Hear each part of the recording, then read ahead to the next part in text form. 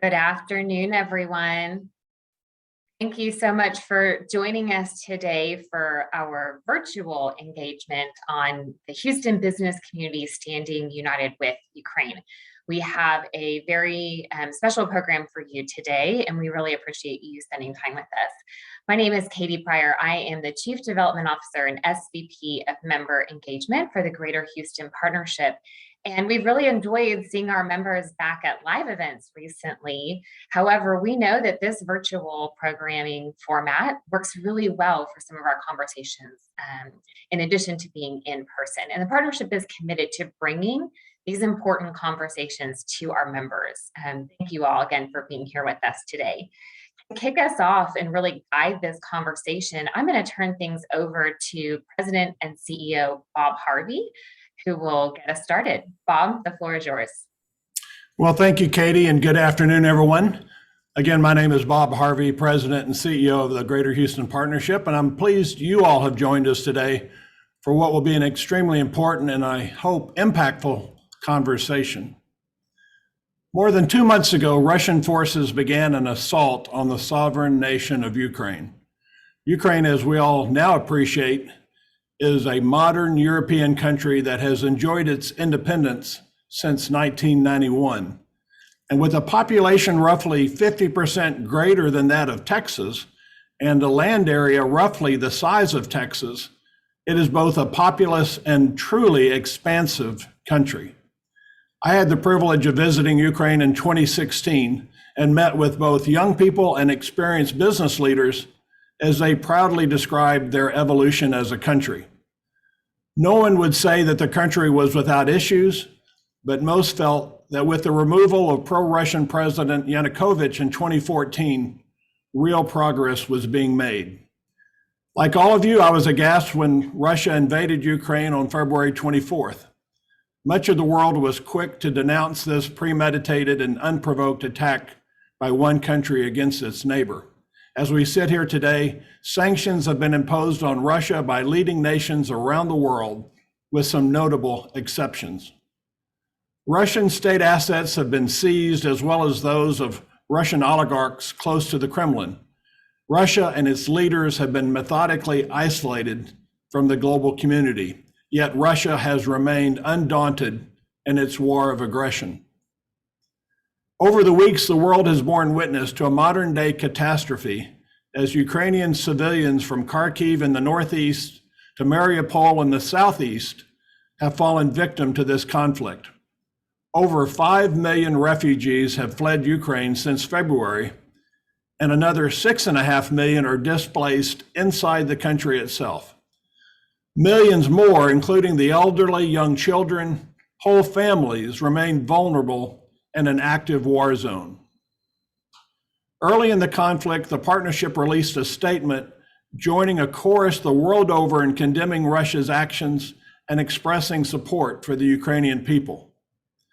But in times like these, as we watch in real time the devastation wrought on one people by another, we know that words are simply not enough.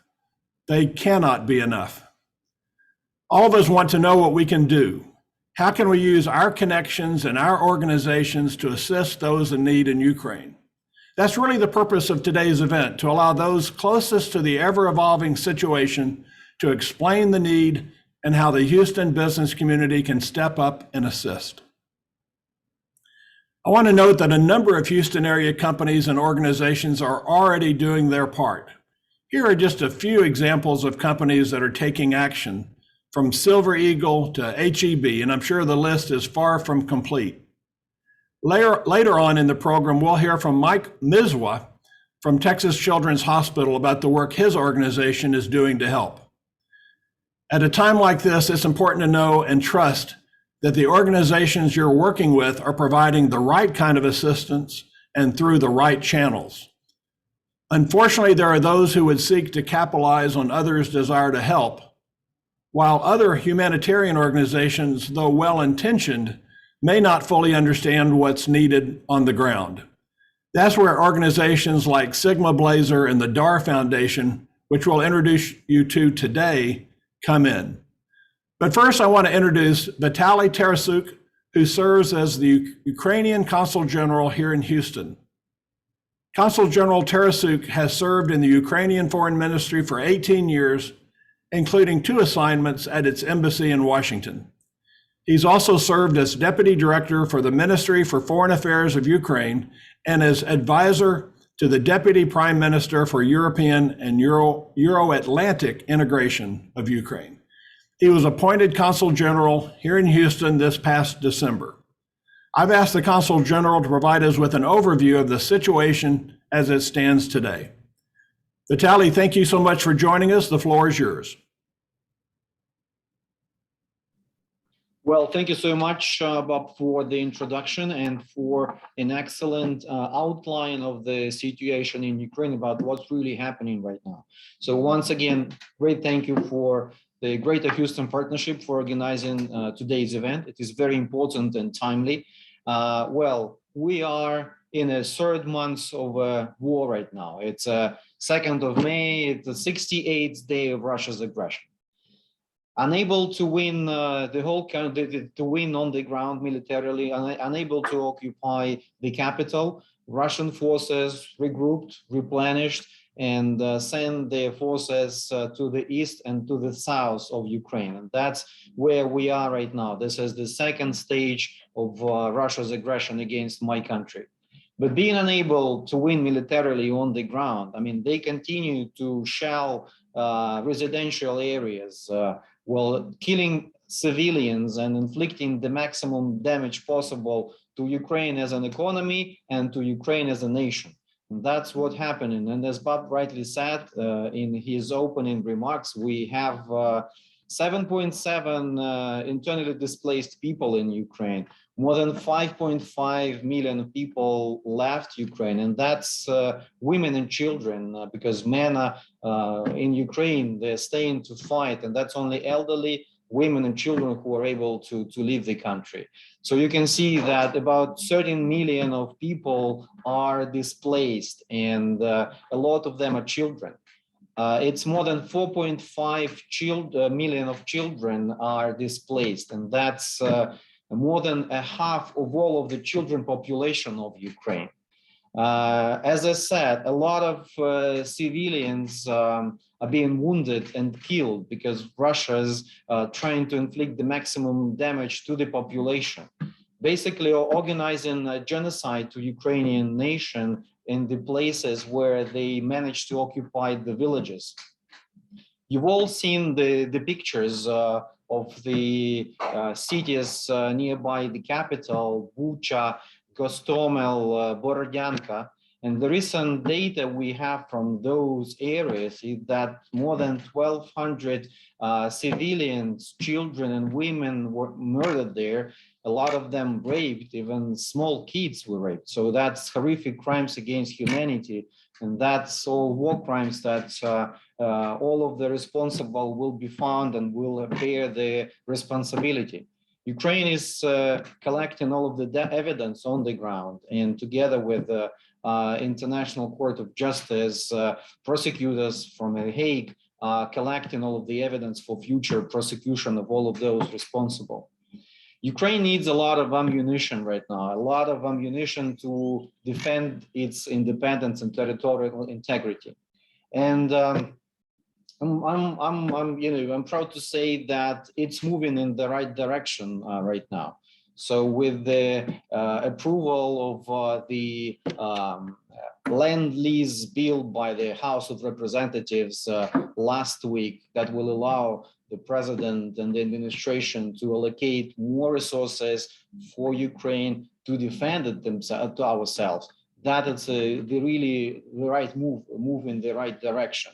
Also, the countries in Europe are moving in supporting Ukraine's armed forces by providing heavy armored vehicles, by providing artillery and things like that.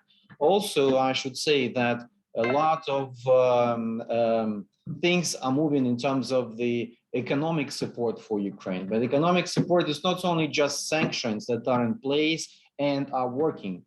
sanctions are good and they should be strengthened with the further Russia's aggression, but also a lot of international companies are leaving Russia right now, leaving Russia because it's too toxic to remain there, and it's huge reputational damage to those who remain.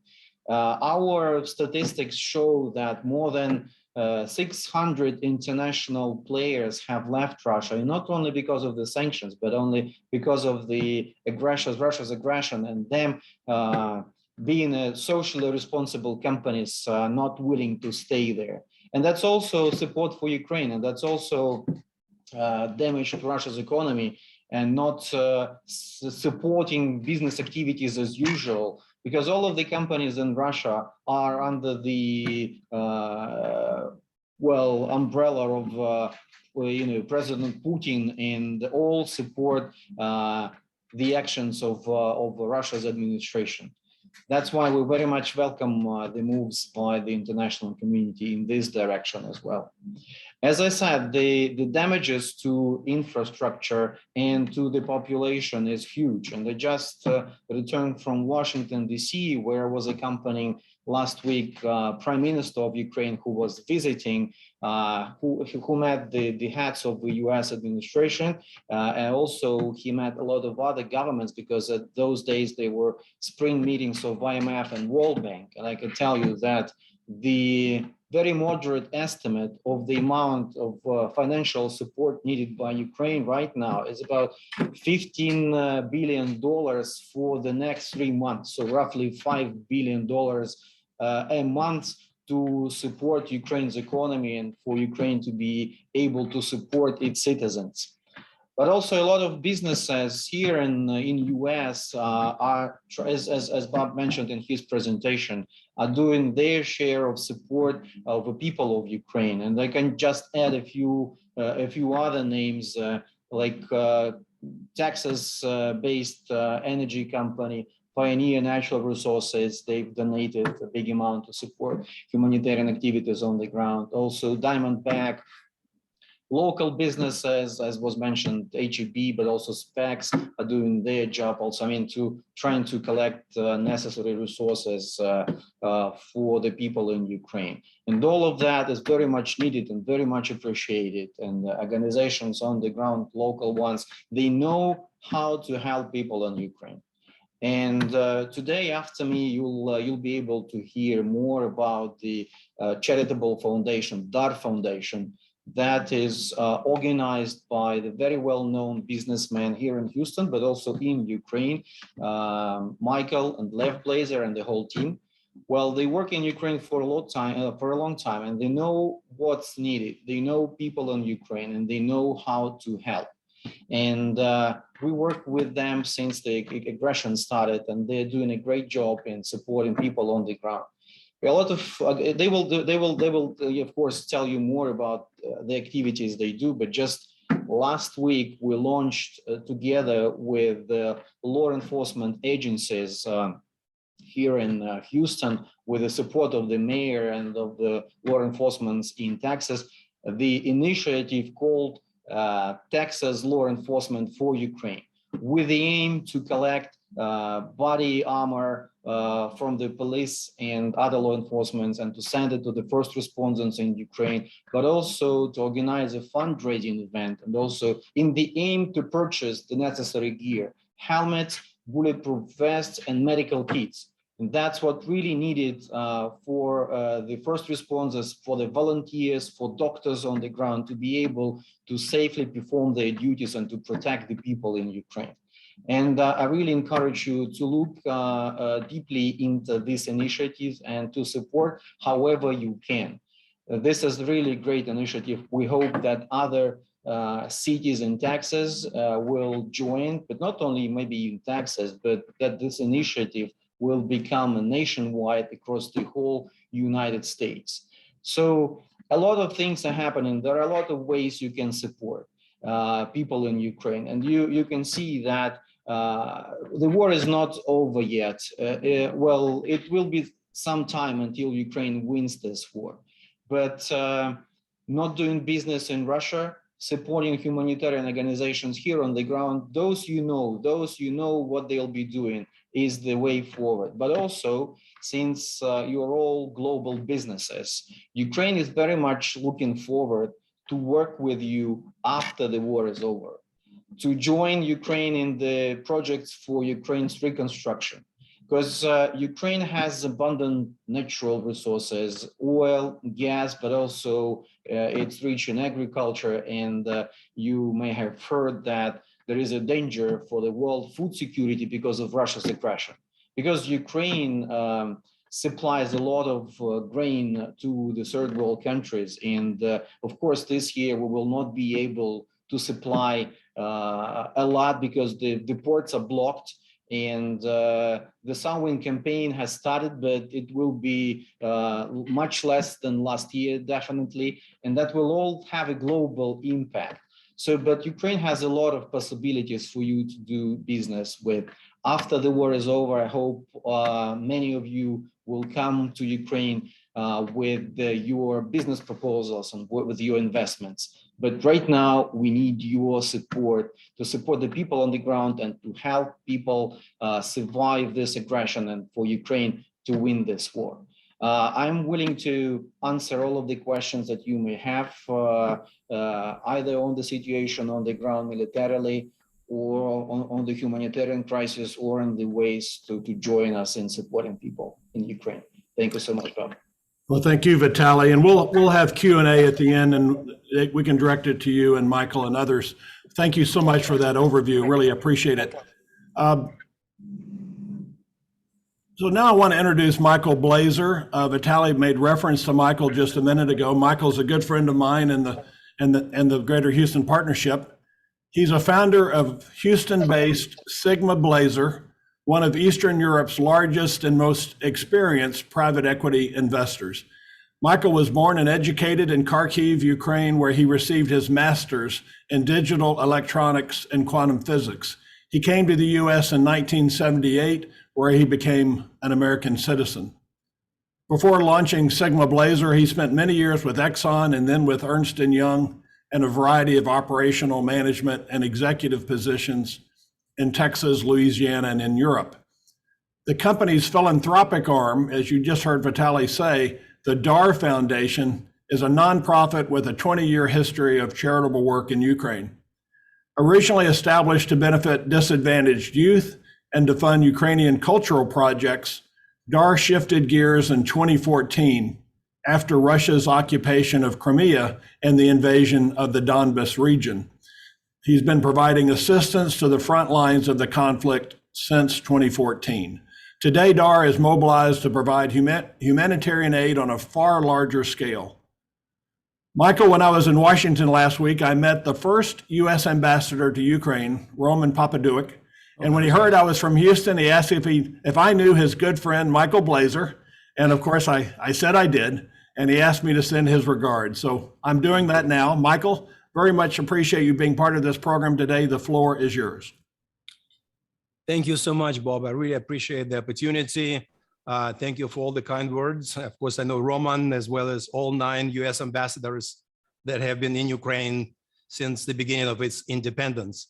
Our company, which is called SigmaBleyzer, is in private equity business. So we have been investing in Eastern Europe and primarily in Ukraine for the last almost 30 years, since 1994. We've invested over $1 billion in 100 different companies, which gives us a unique perspective because we have been investing and working with Ukrainian people all over the country. I mean, we essentially have been to every single region with our various investments as a point of curiosity, but it's some of the history that we've gone through. Sevastopol, which is the largest port naval facility in, well, it used to be in Ukraine. Now, of course, it's occupied by Russia, has the largest in Mediterranean naval shipyard. We used to run it. We used to control it, Sevastopol shipyard. So we have done a lot of different investments and things in Ukraine. And at our peak, we employed some 30,000 people in various industries. Today, we are basically out of a lot of our investments Our largest investment today is in agriculture. We have a large agricultural company employing close to 2,000 people. Unfortunately, it is in Kharkiv, and that's the city that many of you have heard about now because it's being heavily bombed and shelled by the Russians. It's being destroyed, next only to Mariupol, which essentially has been destroyed already. Kharkiv is the second largest city in Ukraine. I was born in Kharkiv, so it is the city that is very important to me and my family. The agricultural company that we own operates in Kharkiv region. So we have some 60,000 hectares of land. Roughly 10–15% of that is now occupied by Russians. The rest is under constant bombardment and shelling. As Vitalii correctly said, it's the sowing season. So we have to sow, we have to be in the fields. Russians, as a matter of practice, shoot all of the agricultural machinery, that they're trying to destroy agricultural potential of Ukraine. One of the stories that have been described to me, which is almost hard to believe, in a small village in Kharkiv region, they had cattle, 200 cows. Russians came in and using machine guns, killed every single cow. So you can just imagine what type of people Ukrainians are fighting. I mean, these are not normal human beings. Our business at the moment is on pause. And of course, as Bob said correctly, we have our charitable foundation, which is called Daar. Daar means gift in Ukrainian. It's 20 years old, but it's always been financed by essentially my family money. Now with the challenge that we have today, it's clearly not sufficient. What we need is we have a significant step up. So on February 24th, when the war started, we decided that we're going to go public with our fundraising and try to get as much help as we can possibly get to Ukraine. The advantage for us is we know the land. We have people essentially everywhere in Ukraine. We have contacts and then partners in Poland, in Warsaw, in Bratislava, in Slovakia. And of course, we have our own people and warehousing capacity in Lviv, where all the loads would come to, all the cargoes would come to, and then we can distribute. But to make sure that we really have the logistics all set up, which is one of the challenges for everybody who is trying to help Ukraine now. We have also partnered with the Ukrainian government directly. So we have arrangements with Cabinet of Ministers, with Ministry of Defense, Ministry of Health, and many others that can actually help us go through customs in Poland, get the needed supplies to where people need them most. Here on this side, we have partnered with multiple organizations that are wonderful at what they do. They're professionals, like Medical Bridges here in Houston. They've been putting together a lot of medical equipment, medical supplies donated by the wonderful, great medical community of Houston. As we all know, this is one of the real gems of Houston, the largest medical concentration of really in the world. And there are lots of equipment available. Medical Bridges collects it, tests it, sorts it, packs it, using volunteers. So we have actually organized, Rina, who will be talking later, she has been coordinating with over 100 volunteers that come and help Medical Bridges to pack, sort, and then palletize all the donations from the medical community. We are also working with Project Cure, which is very similar to Medical Bridges, but it's even larger organization, also focused on medical equipment and medical supplies. We have partnered with Blessings International out of Tulsa, Oklahoma. They deliver pharmaceuticals. Other companies like Medical Bridges cannot really take pharmaceuticals. Blessings International does only pharmaceuticals. They have already shipped several pallets for us of very much needed supplies. On the logistics side, we are working directly with UPS Foundation. They have been great. They've provided highly discounted. In fact, the first 15 shipments were unbelievably free. So there's a lot of goodwill on the part of many companies and many people. Over the first couple of months, we've raised over $3 million in cash and donations in kind. So we feel motivated and inspired by what Ukraine is doing. The Ukrainian military, Ukrainian army has done things that even I did not expect. I mean, a lot of people expected that Russians will just roll over them in 3-4 days in Kiev. I didn't think so because I knew a little bit more. But what they've actually done has exceeded my expectations. I mean, Ukrainian military has been outstanding. And as a result of that, the help coming from the United States, from the West, from NATO has increased dramatically, with the Lend-Lease law just being passed in Washington, with the president about to sign it, with the $33 billion in additional help for Ukraine, 20 billion of that going towards weaponry. Ukraine will be receiving and has been receiving now really some of the latest technology, arms and weapons. And with that, I mean, I'm not afraid to say that I actually believe Ukraine will win this war. Not can, not may. I believe Ukraine will win this war. And that is absolutely amazing.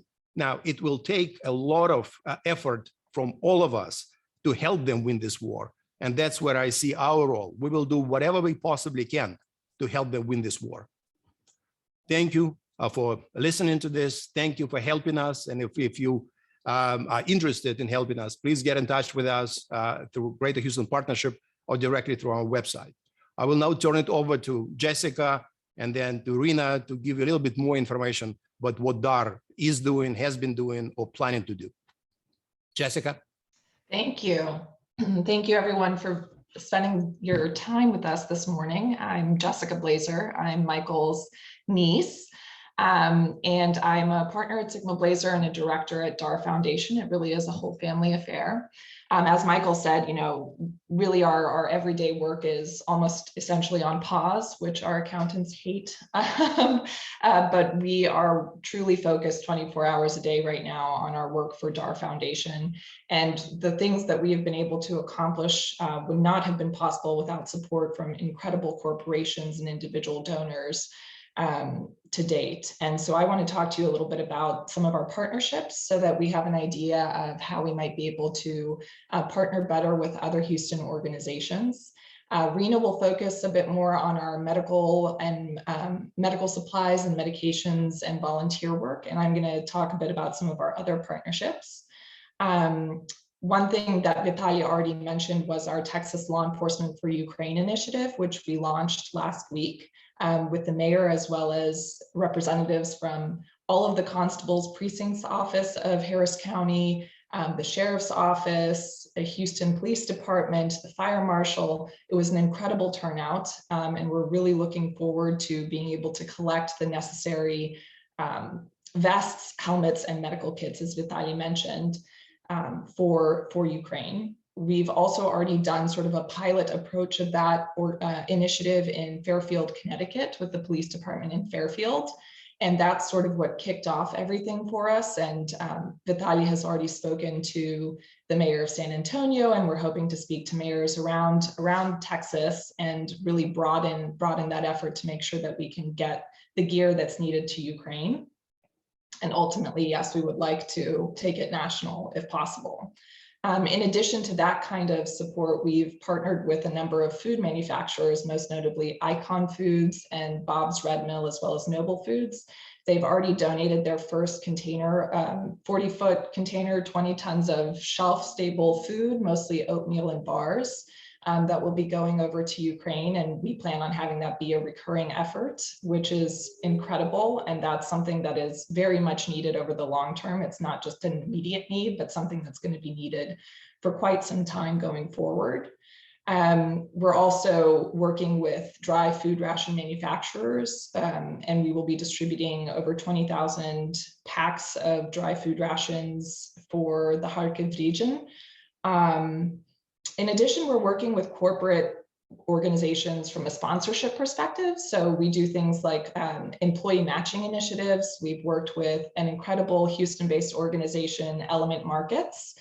They were our first corporate sponsor for an employee matching initiative, and we were able to raise, I think it was over $150,000 with that, which was incredible.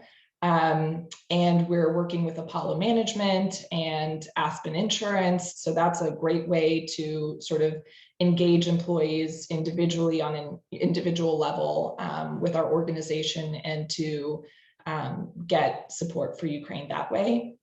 In-kind donations, in addition to things like food and the medical supplies and medications that Rina will talk about, we've partnered with Empowered, which creates solar chargers and solar lights that we are donating to Ukraine from them.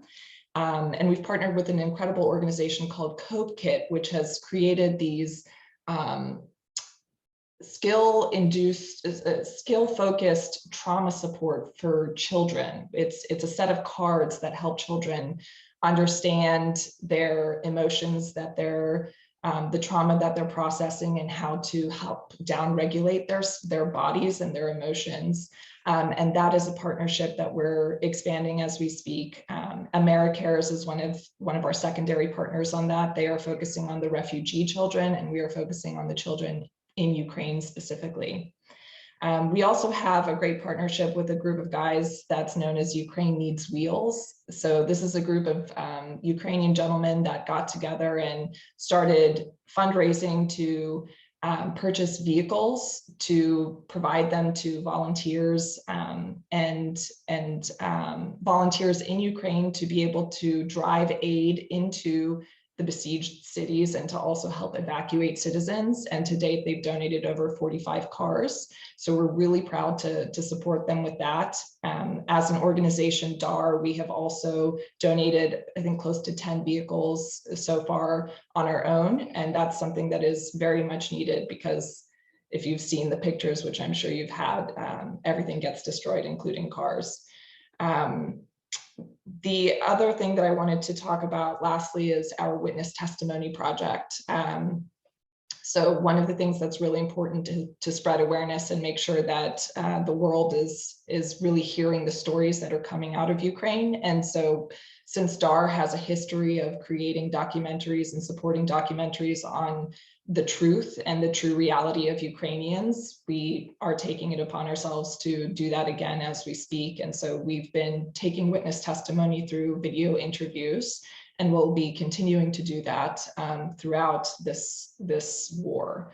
To that end, the final thing that I will mention is that we are working on a documentary right now with an organization called Better Shelter.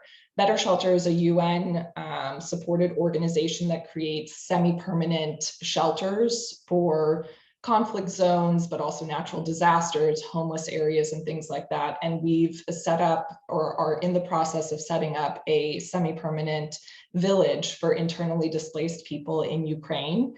And this will be just Ukrainian families in Western Ukraine that had to flee their homes and don't have anywhere to stay. And there will be a documentary around that as well, how the homes are going up, how the village comes together, and reminding people that while the war continues, there are still everyday people in Ukraine, families, men, women, children, that still live their lives. So I'll hand it over to Rina. Thank you so much. Thanks, Jess. My name is Rina Bleyzer O'Malley. I am a director with Daar Foundation. I just want to thank Bob and the Greater Houston Partnership for hosting this webinar and giving us this opportunity to speak about the situation in Ukraine and what our efforts are there. So as Jessica and Michael already mentioned, I'm going to touch a little bit more on our partnerships with our medical supplies providers. The first requested items that we were getting in the first few days of the war were essentially trauma supplies. So we very quickly, in the first couple of days, were receiving emails, texts from various people asking us to somehow provide them bandages, compression bandages, syringes, sutures, surgical kits, catheters, various other trauma-related items. And we very quickly were able to make a connection with Medical Bridges here in town. I think this was day 3 after the war started. Many of you are familiar with Medical Bridges. They really are an amazing organization, and they receive donated medical supplies and equipment from the Texas Medical Center and various other hospital systems. So we entered into a partnership with them, and they have, over the last couple of months, assembled and shipped, or almost shipped, 10 pallets of medical supplies and equipment that we are sending over to distribute in Ukraine. We very quickly realized that we needed to establish partnerships with other similar organizations like that so that we could scale up. Another amazing organization in town that we've partnered with is called Project Cure. Some of you may also be familiar with them. Project Cure is actually based out of Denver, but they do have a large presence around the country, including here in Houston, where they have, I believe, their largest warehouse. So we also partnered with them, and they have started to assemble pallets for us as well. And 10 pallets have gone out from them already for shipment to Ukraine. Blessings International, we were introduced to by our friends at Medical Bridges. Blessings focuses on pharmaceuticals and medicines. That's also an area where we had a tremendous amount of requests for. So Blessings quickly was able to provide and source antibiotics, analgesics, various other pharmaceutical needs that are being requested in Ukraine. They're based out of Oklahoma, and we've already shipped multiple pallets from them as well. With Blessings, in addition to what they normally have in stock, they are able to source some specific items that have been requested. For example, this latest shipment that we have going out from them, we have a full pallet, and on that pallet are oncology medications that are being requested and provided to the National Cancer Institute in Kiev. In addition, we have tried to source as much atropine as we could. Many of you may be familiar with atropine and its use. The Ukrainian government requested a few weeks ago that Western partners provide them with as much atropine as possible. It is an antidote to chemical nerve agents. So on the possibility of any kind of chemical weapons being used, people are trying to send as much atropine as they can into Ukraine. So we were able to source some from Blessings, and that is on its way to Ukraine right now. We have an amazing core of volunteers that we have begun to work with here locally in Houston.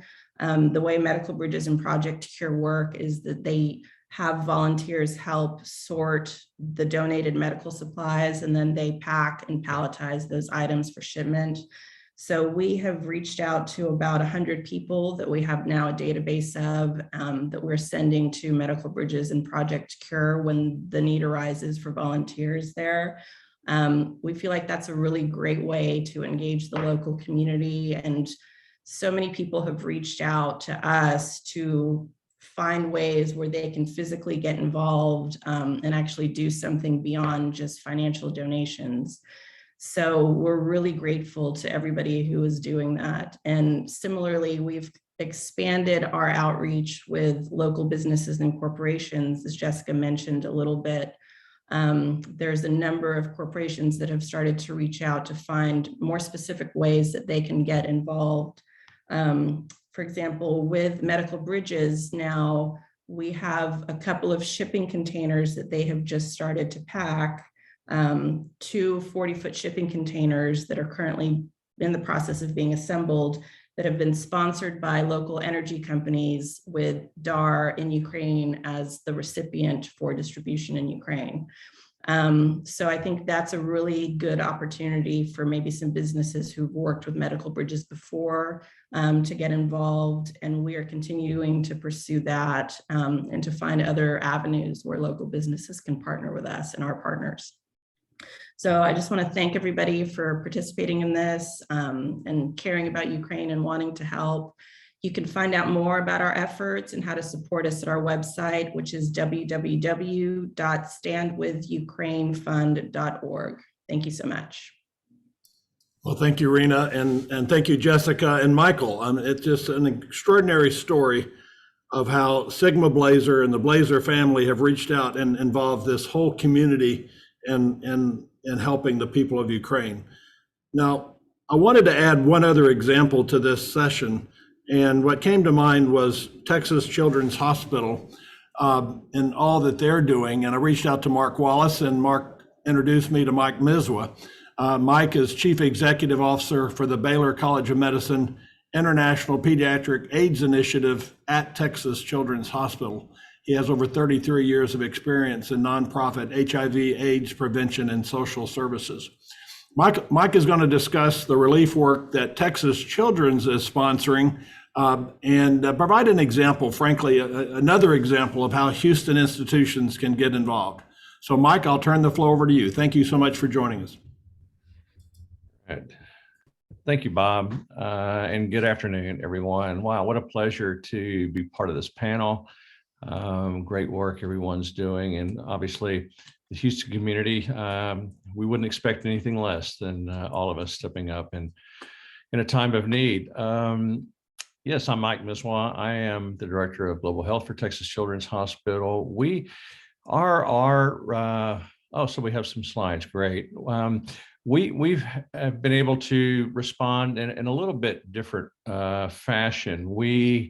Texas Children's and Baylor College of Medicine has a footprint of affiliated clinics that are run and managed by our affiliated non-government organizations in the countries you see in blue.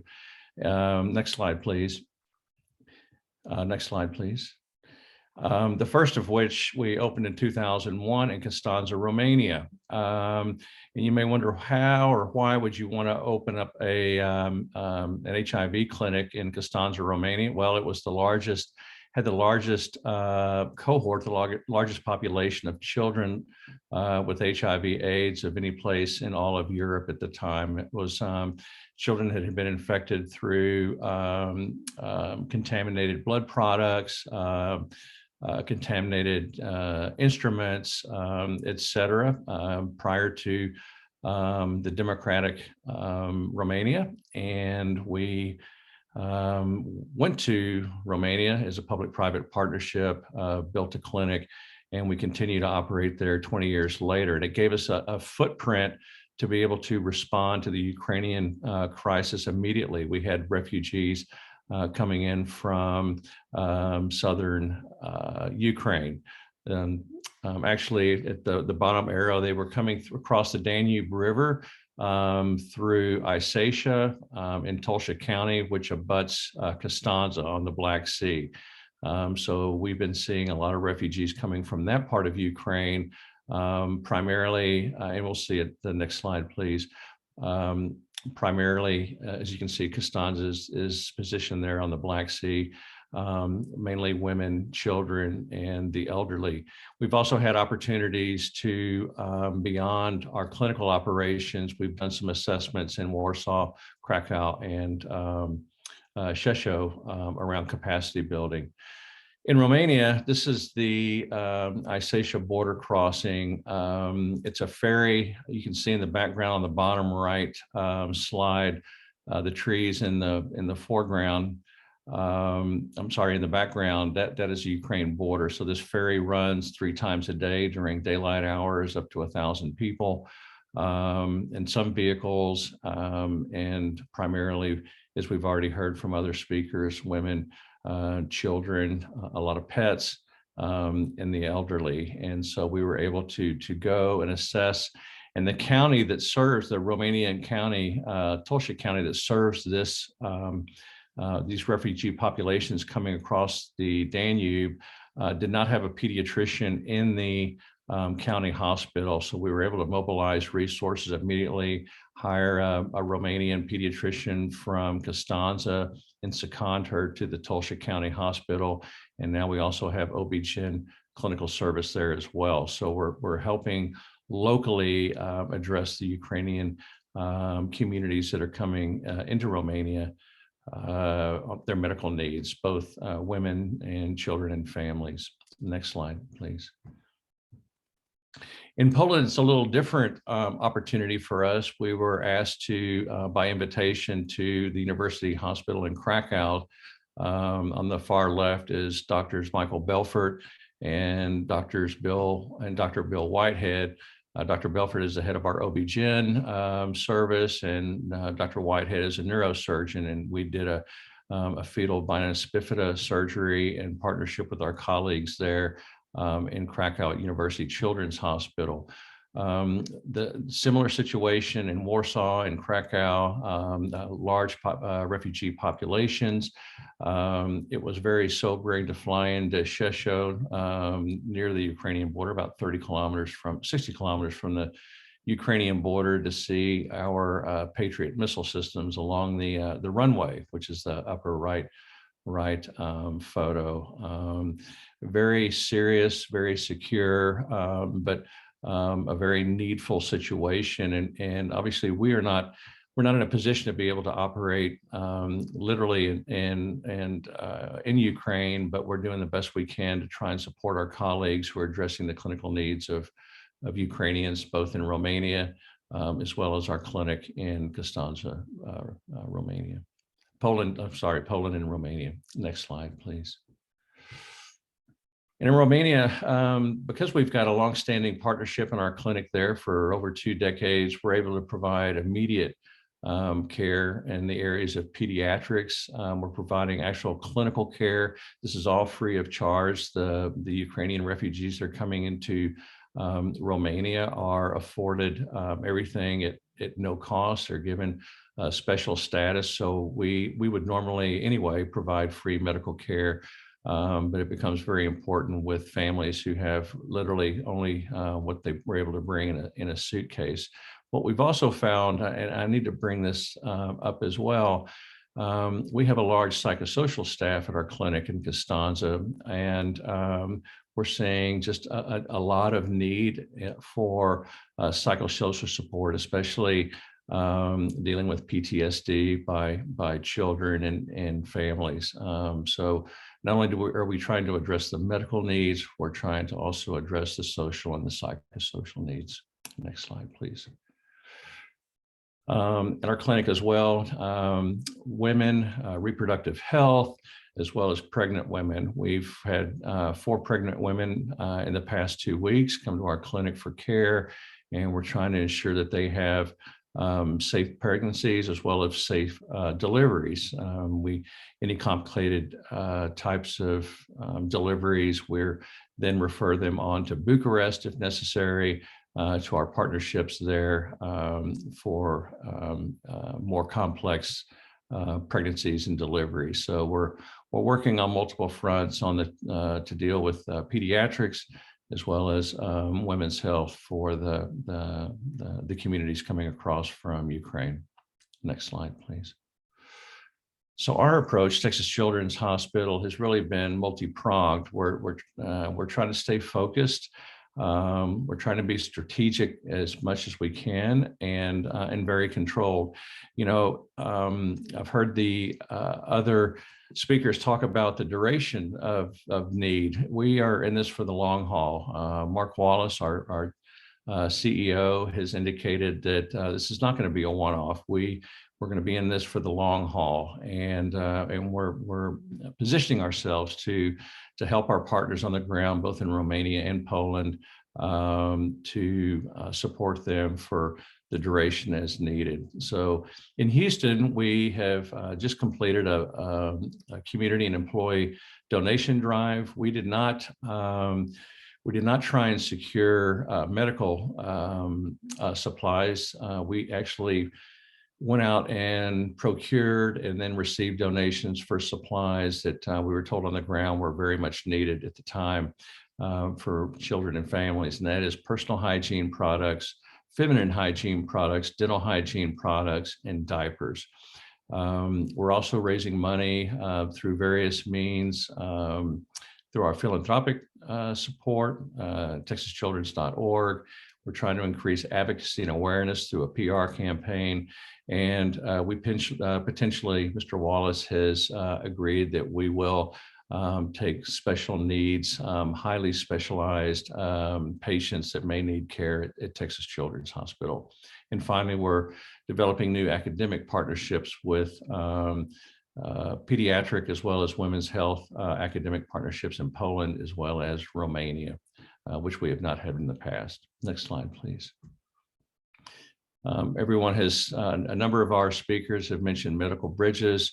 Our community donation drive a week ago, we're about to ship 26 pallets of material, these hygiene supplies to Constanța, Romania, to address the refugee populations there. We're palletizing those at medical bridges, and we're using Crane Worldwide Logistics. We're going to actually air freight these donations into Luxembourg, and then ground transport from Luxembourg to Constanța. We hope that these shipments are going to go out towards the end of next week, and we suspect that this will be one of many donation drives. I think what we have heard from many people on the ground, organizations and partners, the needs are very fluid. What we needed a month ago, which may have been blankets and jackets and coats and warm clothing, is now something totally different. And I suspect next month it may be totally different, and on and on. So we're trying to be fluid in addressing the needs and be able to respond, like I said, in a focused, strategic fashion. So that's where we are. Thank you very much. It's great to be part of this panel, and I'm so proud to be, for Texas Children's, to be part of the Houston community and addressing the needs of Ukrainians, both here domestically as well as abroad. So thank you all. Well, thank you, Mike, and thank you for all that Texas Children's is doing. You really have stepped out, and I'm proud to be able to feature, frankly, your efforts on this program today. So thank you so much. So I want to thank all of our presenters for shining light on the need that exists today in Ukraine. We have time for perhaps one or two questions. Katie, I believe there was a question earlier that had to do with the number of Ukrainian refugees that were arriving in the Houston area. I think I've seen that figure, but I'm not confident enough to quote it. Perhaps Vitalii or someone else on the program can give that answer. Vitalii, do you happen to know? Yes. I mean, thank you, Bob, for asking this question.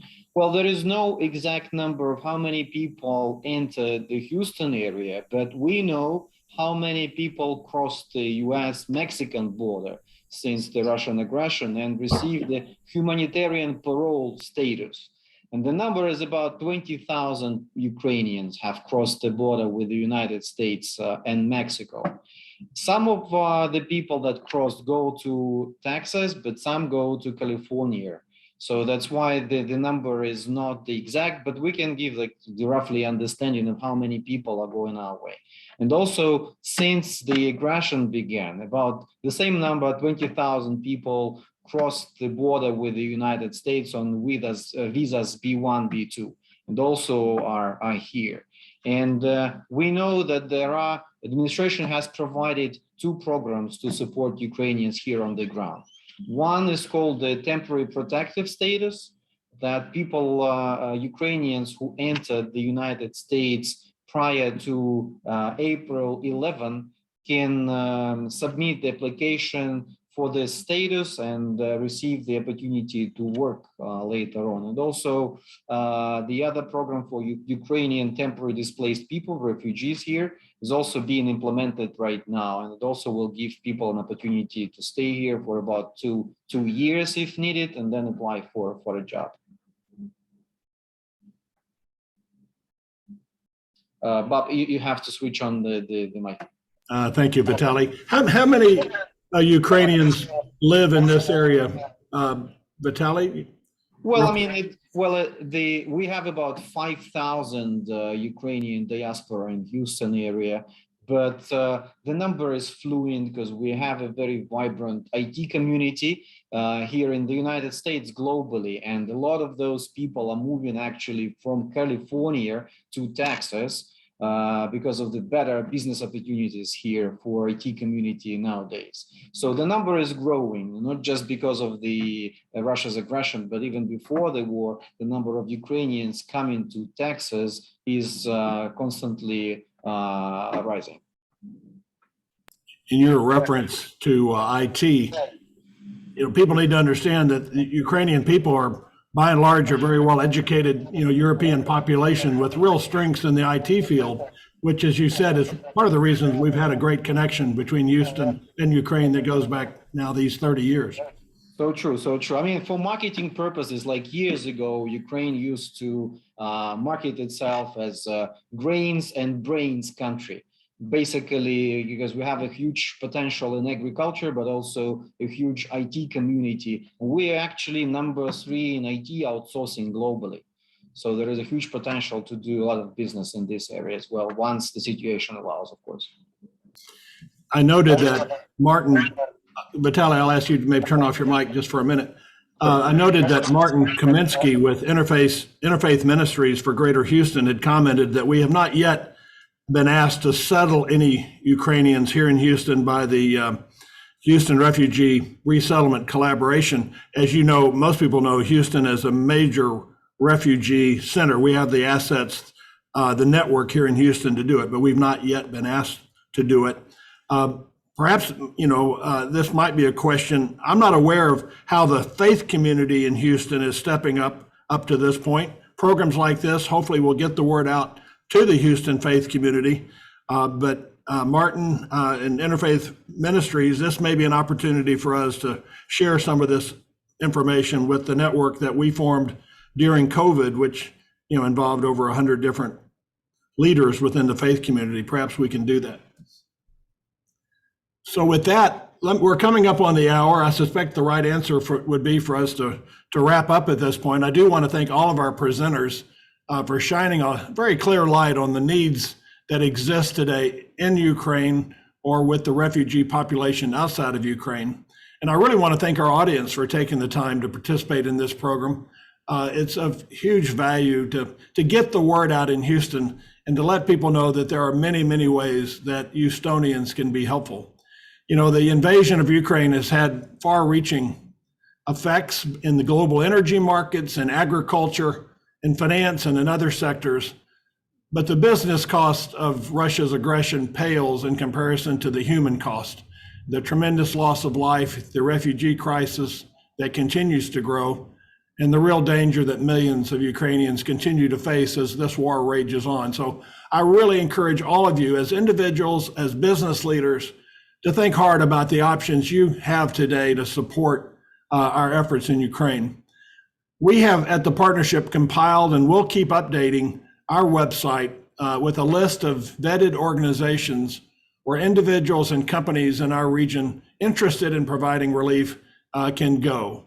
This list is at houston.org/Ukraine, houston.org/Ukraine. And on the slide is just the beginning of that slide. It goes on quite a bit longer. There are quite a few different organizations worthy of your support. And I know many of you have ceased operations in Russia or otherwise not engaging with Russia in ways that you did prior to the start of the war. And I know there are many, many considerations you have in making such decisions, but I would certainly encourage businesses in Houston to think very consciously about their ongoing relationship with Russia during this period. And now, as we wrap up the event, I do want to bring your attention to a series of events that we have planned throughout the month of May.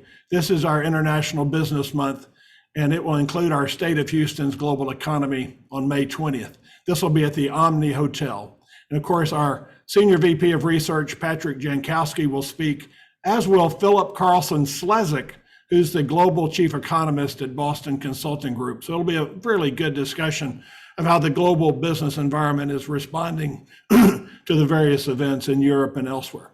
So with that, I want to thank all of you for being part of this event this afternoon. It has been recorded. It will be made available. Watch for an email from us here in the coming hours, making that email available. Thank you all.